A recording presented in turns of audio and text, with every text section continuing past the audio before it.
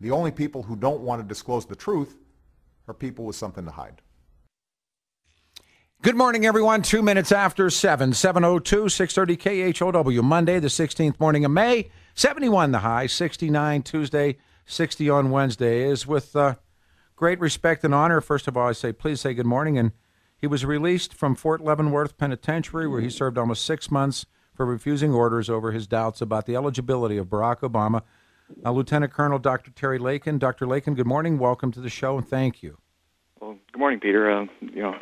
Thank you for having me on the show, and indeed, thank you for all your support throughout this time. It's more than my pleasure. And Marcos Giovillano is with us as well, and he was the guy we first met him as he founded the Terry Lakin Action Fund. Hey, Marco, good morning. Thanks for coming on the show again. Good morning, Peter, and thank you for your really consistent assistance for Terry Lakin. Been a real pleasure and fun to see him back. Yeah, I know we have to be cautious here because there are rules that apply to Dr. Lakin from the government. And Marco, would you explain that first? Because I don't really want us, Terry, that. I want you to. What are the rules that apply to us speaking? Sure.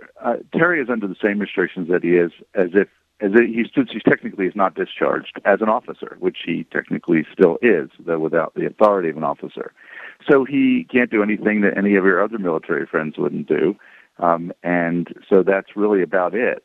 He can't speak with any derogatory language towards the president, can't incite other military, for example, to follow his pattern and so forth. But he's free, and you're welcome to ask him about anything about his prison experience, the books he's read, his thoughts on the Constitution, his faith experience, all kinds of things. And so I'm just going to let you go for it. Terry's got lots of great stories. Dr. Lakin, you got a release for you got time off, didn't you? I've read this over the weekend. Good behavior, correct? Well, yes. The system is set up to allow 5 days of good conduct time off per month, as long as you're following the rules and not creating any disturbances. And if I'm out of line, just say, hey, Peter, and I'll back away. But were you shocked that you received Fort Leavenworth out of what happened? Okay. No, I don't want to jam you up, man. I was prepared for it, and I had to prepare myself mentally. Without knowing much, I prepared myself for being in the old detention barracks that I had visited as a medical student, and I still thought that there was, hard labor of making big rocks into little rocks, and I was prepared to do that for 2 or 3 years. May I ask you if it's okay, your reaction after everything you went through? Did I only see the president call an impromptu press conference and show, quote, a birth certificate? Or is that out of line again? I'm sorry if it is. Well, no, it's, I would say a little relief, and that's basically all I was asking for, that I thought should be shown to the public. And the only thing that I thought I was entitled to have a right to ask for. I mean, not for myself, but for everybody. And it's up to other parts of our government to determine validity or definitions or whatever. But at least we have a little bit more data now. Marco, do you have a thought on that? Yes, and Terry stated it correctly. Peter, we get a couple of weeks ago, the Democratic National Governors Association sent out this fundraising letter pounding away at, quote, birthers. And they said, in spite of overwhelming evidence to the contrary, people still don't believe that he was born in the States. Well, the fact is there is no evidence. That's what's so funny. The U.S. public, let's see what we have, Peter. We have 2 scanned documents. They may be real, they may be not, but no one has ever seen them. Can you imagine doing, even in business, even if you hired an assistant at the radio station, you would do a extremely thorough background check, as I asked a reporter from CNN the other day the same question. It is amazing that the press has given up so quickly on this scanned document. We're talking about the President of the United States. So Terry's right. It's a great start, but why isn't anybody demanding complete and total verification of these facts? There's already a lot of discrepancies in it. So that's really the issue. So is it a good start? Absolutely. Let's finish it. Yeah, what amazed me, Colonel Terry Lakin's with us, and the head of the Terry Lakin Action Fund, which, again, we urge people, and I will be contributor to it as well. But was interesting to me after all of this, and after Colonel Lakin goes to Leavenworth, and I think there's a three-prong here, and again, this is aimed at you, Marco. One was the arrival of Trump. Two was 12 or 13 states had passed legislation that a bona fide must be produced, and the third one was the coming Corsi book. All of that, Correct. and then all of a sudden there's this appearance that would have saved Terry. I mean, the president could have saved Terry, and I'm sorry. Right. No, that's absolutely right. I was just personally kind of put off by that press conference because it was treated so lightly. It's not just Terry, as you know, Peter. You're one of the many people, perhaps 100 or so core people that have poured thousands of hours into this, genuinely trying to get to the truth, and it was dealt with so lightly. It's like, oh, my dog found it under the bed. Here it is. I mean, if it was so easy, why wasn't it given 6 months ago or a year and a half ago when Paul Jensen first requested it, and when Neil Puckett requested it, and when Matt Kempkis requested this information, and 100 of other people? Why was Terry put through this? We were not determined validity or not. Simply nothing was forthcoming, and still barely anything has been. So that's kind of the challenge, What was it like, and exactly how much time did you do, Doctor? It was 5 months. Right. I received a day per month for our work detail that we were assigned to also if we performed good at that work detail. Did you have a cellmate? I did for the first, when I was in the general population under medium security for nearly 4 months, I had a cellmate, and just a wonderful soldier that I would say, 70, 80, 90% of the soldiers in there are good soldiers that have been trained and have technical skills and knowledge, and they're just not being utilized, and I'm, astonished at some of their sentences. They're kind of a forgotten population. I mean, we take care of our wounded warriors and all our wonderful soldiers that are overseas and their families, but the incarcerated soldiers are, I think, forgotten too. Will you be able to continue as a physician, practice medicine? That's my job over the next few weeks is to square that away, and I'm very hopeful. I don't believe this incident had anything to do with my medical judgment or practice, and I hope that the state medical boards will see that too.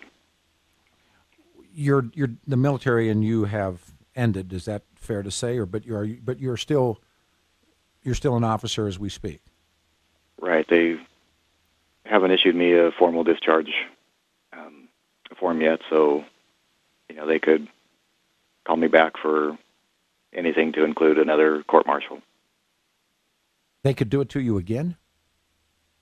Certainly. Yes, I'm under their rules still, and if I were to do something out of line, unbecoming of an officer, then they could do that. Where are you stationed now, or where are you in terms of what happens next? Well, I believe they transferred my assignment to Fort Sill, Oklahoma, and that's where all the inmates are assigned to. So you'll go to Sill. Will you go to Sill as a lieutenant colonel and a physician, or will you just go to Sill and wait? No, my status now is on appellate leave, and I don't have to report to anybody. I don't receive any pay. I receive just minimal benefits, and until my appeal process is finalized, then I'm under that assignment or that duty. Appellate leave, no pay, and I don't have to report to anybody or any place. Where's your family now? We reside in Maryland. And, okay. How are they doing? My wife has been incredible to get through this. I mean, she's had some experience with several deployments before, with me being gone for a year, and so this is a relatively short deployment for her. But I miss the kids remarkably, and just being able to hold my 3-year-old again, and my 8 and 12-year-old is wonderful. Marco, anything you'd like to add to anything that Colonel Lakin's saying? Well, only that, as those of you who follow this know, there's been a huge amount of criticism leveled against him in particular because of his visibility. And we just want people to understand that his motivations were nothing but, never have been anything but, the integrity of the Constitution.